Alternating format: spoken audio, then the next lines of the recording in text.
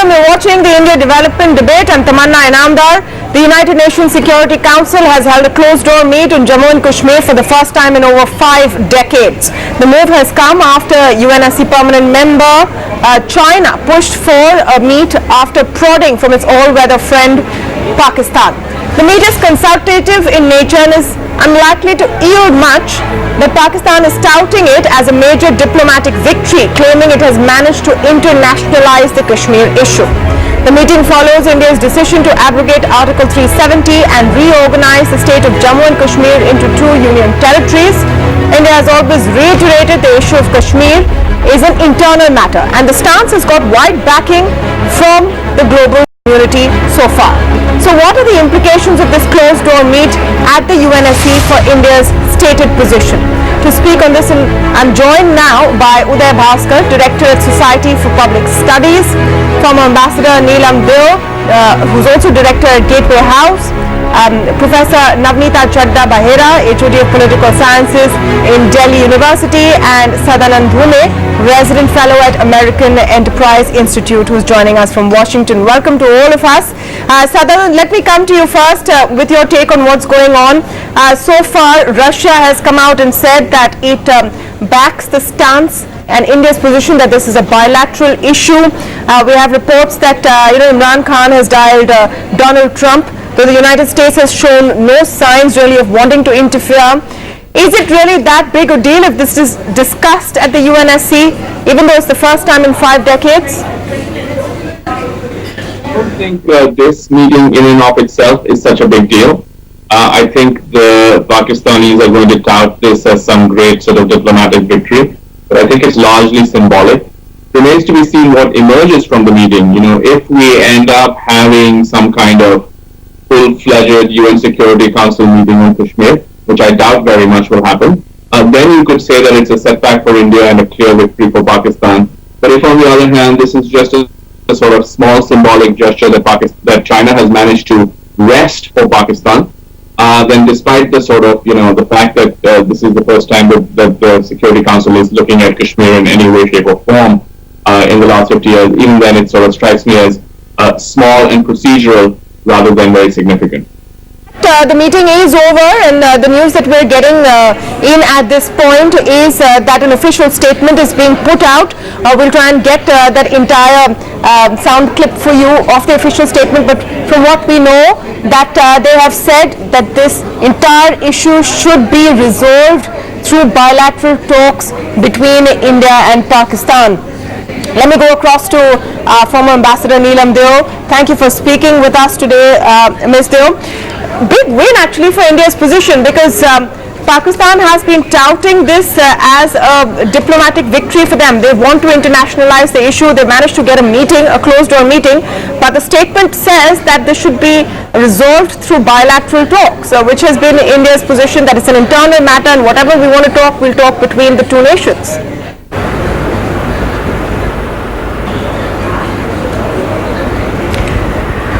So I think, of course, it's important that the UN Security Council has discussed it at all.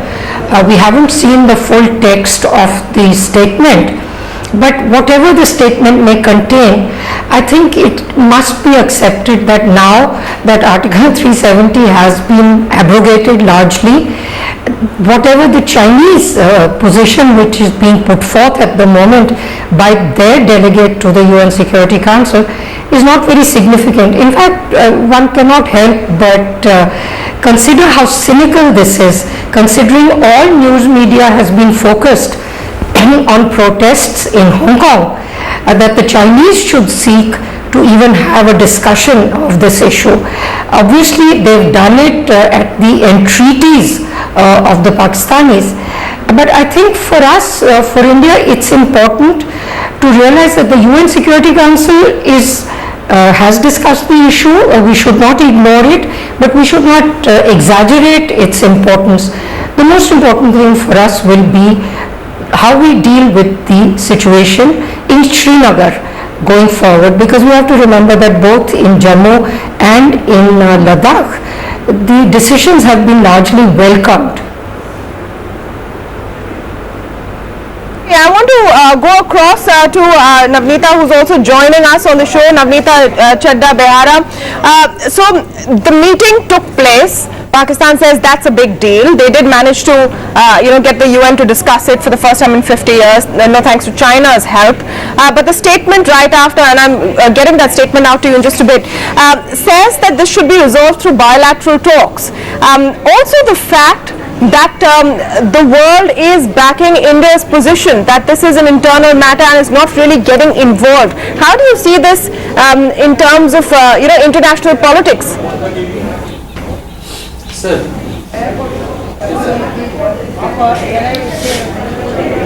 Hello? Yes, Navneeta, that's for you. Yes, I can. Are you able to hear me? Yes, I am. Yes, I can. Okay, I think in terms of international politics, I do not really see much ramifications of it because there is a widely accepted international position that this is one issue that is best resolved through bilateral negotiations and bilateral dialogue between India and Pakistan, and I think all great powers, United Nations and any other regional bodies including OIC in the past has stuck to its ground. I agree with the previous speaker and the participant that you had. The real test would come is as to how we sort of handle the situation within Jammu and Kashmir and ensure that that does not escalate in any manner which has any military implications. As long as we are able to address our own issues politically with our own citizens, I think that's where it will stay. Okay, what we know more of that UN statement is that they have asked both nations to urge restraint, have urged both nations to, keep restraint on the entire issue. Sadanand, I just want to come to you on, how this will play out in the days to come. Both Navneeta and Ms. Deo have struck cautious notes that for now it's good. We're in a good position because the attempts to internationalize it so far have not worked. But is it sort of wait and watch? The world is also waiting and watching how things unfold in the next few weeks in Kashmir? No, I would divide that into two parts. There is the sort of formal diplomatic aspect of internationalization, and here, as I've argued in the Wall Street Journal, India is on a pretty strong wicket, partly because of the state of global politics, partly because Pakistan really doesn't have a leg to stand on given its own record. But there's another aspect of internationalization, which is really how the world views India, how the international media views this action. It may not really move the needle in terms of what India does, but there is no question that India's actions in Kashmir have brought a kind of unwelcome attention to the lack of democratic consultation, to measures that are widely viewed, at least outside of India, as quite heavy-handed, such as the shutting down of all phone lines and so on. And I think that in India, because this is such a widely popular move, we tend to sort of focus more on the sort of diplomatic jousting. And there's no question that India has a strong hand there. But All right, I'm going to try and get that line back up with Sadanand, but let me come to Neelam on, Sadanand is right. We focus more here on how it plays out diplomatically, and right now that is, the primary point, considering that it did make it to the United Nations Security Council. But I just want to talk a bit about China and China's role in this. And China is, in a sense, perfunctorily pushing forward Pakistan's agenda. But isn't China also on a sticky wicket, Ms. Deo? Look at what's happening in Hong Kong right now, for example. Of course, they have other issues as well. Can China really push this beyond the point?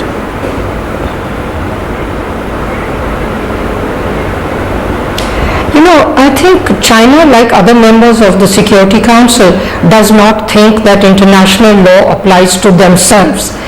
And China in this case is also a claimant. It's an occupation of Aksai Chin. It has been ceded territory by Pakistan. So China will certainly push it and want to complicate the situation for India. But on the other hand, China is aware and has certainly also joined efforts to manage the India-China relationship. It may not succeed at every stage, but China for quite a long time did treat this the question of Jammu and Kashmir as an internal as a bilateral matter to be dealt with between India and Pakistan.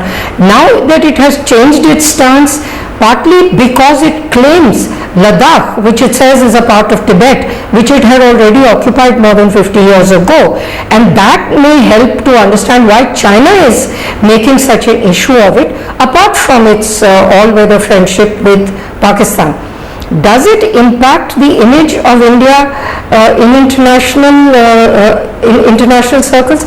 I think people will certainly look at the issue, but I think Pakistan has such a dreadful issue, not only as a state sponsor of terrorism, but right now as an economy which is collapsing and a country which is being contributing to the mayhem in Afghanistan for decades. It is not on good relations with any of its neighbors. So I think if you are looking at India and Pakistan side by side, it seems to me that Pakistan has a much worse image problem. I want to welcome Uday Bhaskar to the debate, and Uday, let's have your opening comments first. That meeting has just concluded. The preliminary sense we have from that statement is it pretty much sticks to the line. It says it's a bilateral issue. Please, have restraint to both the nations and sort it out among yourselves. In fact, before I come to you, then let's just play out that entire statement following the meet. The Security Council members have expressed their serious concern concerning the current situation in Jammu Kashmir.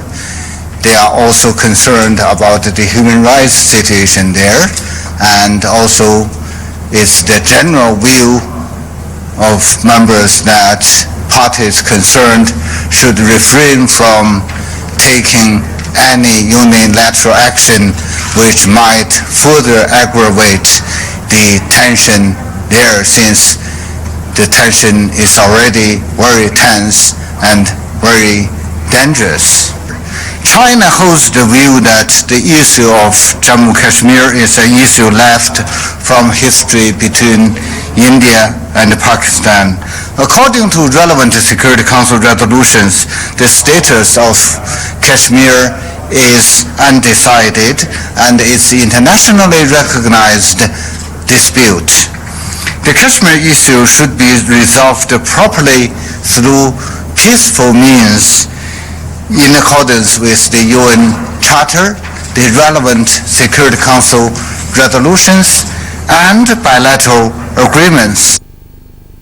Okay, now that we've all heard what exactly was said, let me come to Uday Bhaskar first for your comments on how this has played out, because as in such matters, and especially when it comes to Jammu and Kashmir, there are always different versions of this in Kashmir. On the issue of Kashmir, Pakistan has been trying to tout this as some big international win that it made it to the UNSC, but you heard the statement now. How does this play out in your view, Mr. Bhaskar? Well, having heard the statement, and if you focus on some of the phrases that were used, for instance, serious concern, dangerous, and various other, I would say, similar kind of tenor in the opening lines of the statement, I would make the case that there is now the kind of attention on the Kashmir issue that I would describe as undesirable from the Indian point of view. I'm sure there would be a diplomatic pushback. But if you look at the statement very carefully, and I hope you can show it up on your screen, there are some key words which I think are loaded in terms of their diplomatic import. And I would perhaps make a case and say it's more on conjecture that within the UNSC, it appears that China has been able to carry certain positions in relation to Jammu and Kashmir. It's going back to a reference to United Nations resolutions on the subject. Yes, in the same kind of line, it also talks about the bilateral aspect, which is what India has said after 1972. So I think we should read the statement more carefully and not jump to a quick conclusion to say that the Indian position has been vindicated. To me, on first hearing on audio, it doesn't seem so. And I was struck by this particular phrase, serious concern, human rights, etc., which we presume would not come up in the UNSC. But if you could play that statement out and we can read it more carefully, I think we would have a better sense about the content of the statement. I just want to add one line, Tamanna, because the audio seems to be a little wobbly. I want to extend Sadanand's point. There are two aspects here. One is procedural. I'm sure the Indian MEA would have a statement very soon. But there is a perception. There is a global international kind of perception about what is happening in India post August 5th. And while we may have our own narrative, and the Indian media has its own reasons for supporting a certain narrative on this, there is a global media sitting in Washington, in other capitals of the world. I think there is a sense that what India has done in relation to 370 and the bifurcation of the state has not been democratic. We are also aware that the situation in Kashmir is not quote unquote normal. We do not have a clear sense from the ground as to what is happening. And I think all this is getting reflected in different ways in the current kind of focus that the issue has received in the UNSC. Tamanna? Right. Sadanand, you want to come in on what you've heard so far, and we're trying to piece together the exact wording of the statement. It's coming in bits and pieces. I don't want to put out anything before I have the full picture, but from what I've been able to I want to clarify something very important here, Tamanna. The statement that you played, my understanding is that was just the Chinese envoy. That is not the UN Security Council statement. So you have to understand that's a very important distinction. Okay. That is not the UN saying this after the meeting. That is the Chinese guy saying this. This is not the UN saying. So to clarify, what Anurag Bhaskar was saying, yes, it would be extremely concerning to India if this were the considered opinion of the United Nations Security Council. But it is not that. My understanding is that the clip that you played was the Chinese ambassador giving a statement to the press. This reflects China's position. Yes, you are right.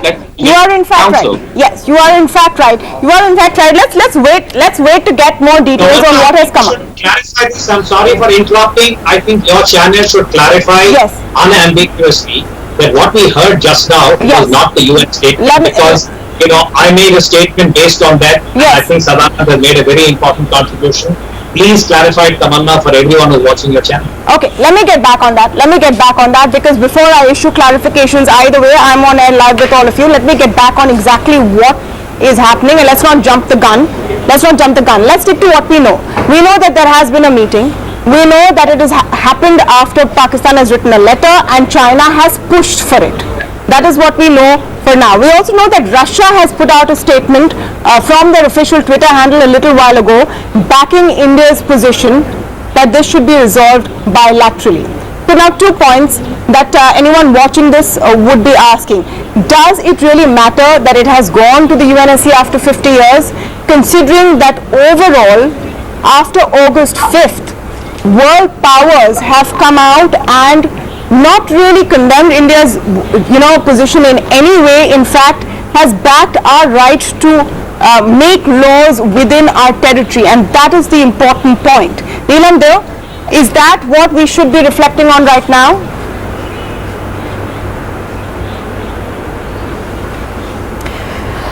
I think if you have been looking at the news today, you will have seen that all the international channels have focused on Hong Kong and they have focused on protests in Zimbabwe. This issue has not been a matter of great consideration in international channels. I don't want to give the impression that we should ignore the fact that it has been discussed by the UN Security Council after 50 years, and there has been a major step taken by the government of India.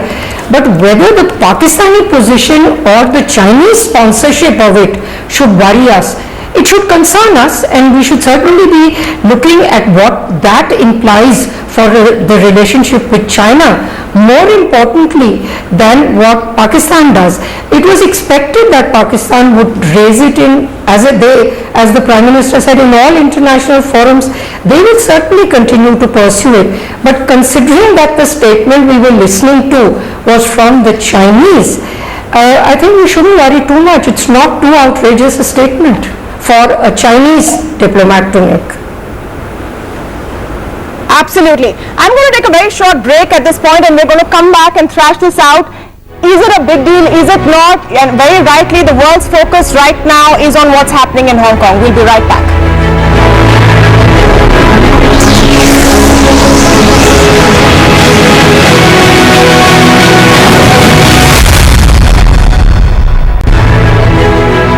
Welcome back. You're watching the India Development Debate. We're discussing right now the closed-door meet which took place at the United Nations Security Council regarding Jammu and Kashmir, and is it a big deal? What does it mean? I want to clarify that at the beginning of the show, we played out a statement that was of the Chinese representative on the UNSC. And of course, their position has been that they find this very worrying. We are still waiting to see what comes out of the meet. But can anything really happen? The game at the end of it is about international perception and diplomatic perception. That's what we're discussing on the show. Sadanand, I want to come to you, and of course you rightly pointed out that was the Chinese position. I want to dial back to the point we were making. To what extent can China really push this agenda as they would like to? As they would like to, they've said the Pakistanis are their iron brothers, but they themselves are in a bind over Hong Kong right now.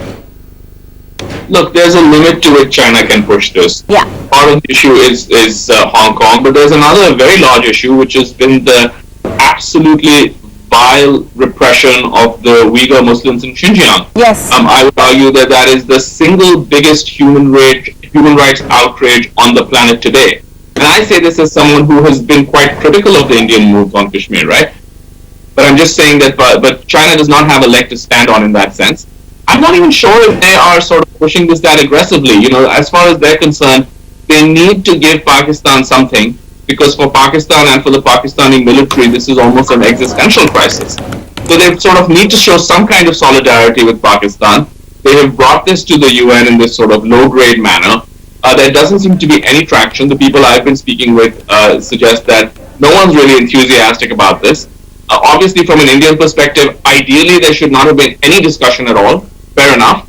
But I don't think that we should exaggerate the significance of this low-key informal consultation. Yeah. If anything, it shows the limits of Pakistan's international reach. At least at this stage of the game, there's sort of more to be seen as the months in the months ahead. But at this stage of the game, it's very clear that India's diplomatic hand is far stronger than Pakistan's, and today's events only confirm that.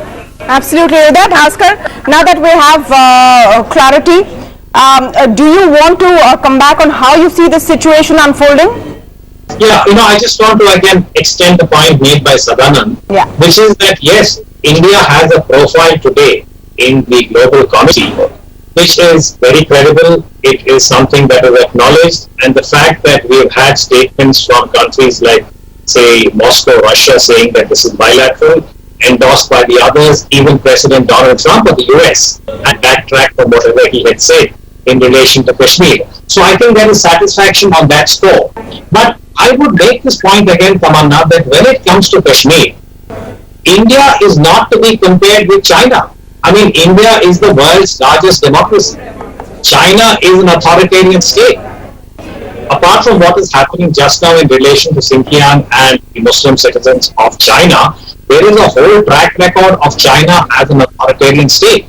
So number one, I would aver that the global community, the liberal democratic spectrum, in as much as the word liberal is not to be used anymore, will hold India to a higher standard. That's point number one. And the other, which I think is even more important, India has to hold itself to a higher metric when it comes to how we look at the democratic temperament, the ethos of democracy. Today, the reality is, for August 5th, we have finished Independence Day. Prime Minister Modi made a very stirring speech about development as far as Kashmir in particular is concerned, and the two union territories, now Ladakh and J&K. But you will agree, Kamalna, we have not heard from Kashmir. We have not heard from the political leaders who are currently under detention and the people of Kashmir. So I think it's in that context, I want to make this point again before the audio goes off, that we have to hold ourselves to a higher standard. Absolutely. I think many people in India have expressed this sentiment. Amanna? No, absolutely. And the fact is, today we've heard, the Chief Secretary in Jammu and Kashmir has said that they're going to start restoration of landline phones over the next couple of days. Another crucial point is also that there have been no casualties through this entire process. It's a tightrope walk, no doubt. And what the world thinks of us is at one end of it, but I really like the message you've given, Uday Bhaskar. We must hold ourselves to higher standards. I will thank all of you for joining us on debate number 1 on India Development Debate. We're moving on to the next very important topic, perhaps one of the most crucial messages from PM Modi.